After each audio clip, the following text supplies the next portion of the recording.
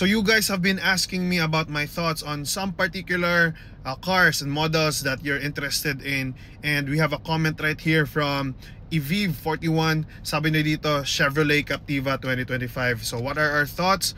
Tara, pag-usapan natin. So, honest thoughts about Chevrolet Captiva. American brand. So pag sinabing American brand, premium, good interior, quality. The moment I saw it, it's really good looking, elegant, sophisticated.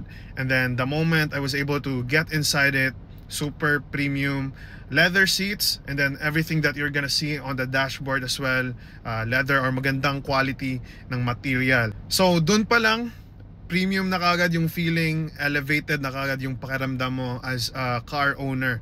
And then dinagdagan pa na super hitek niya sa features, tad sa features tong 7-seater na to.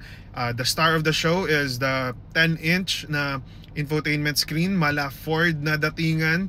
Ang laki ng screen niya, and then 360-degree camera din. So silang dalawa lang ni Veloz ang meron nun.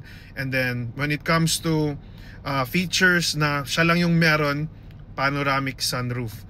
I know a lot of people really like that sunroof, no? So when it comes to features talaga, and then premium feeling, then turbocharged engine siya. So medyo maybe in the long run, maintenance possible, medyo challenging yun.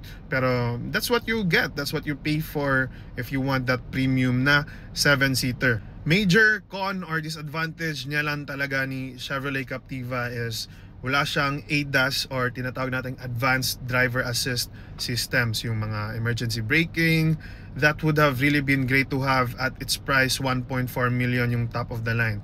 So I created a review for you guys. If you wanna know more about this premium 7-seater, check out my YouTube channel. Made a review for you. Sana nakatulong. Follow for more.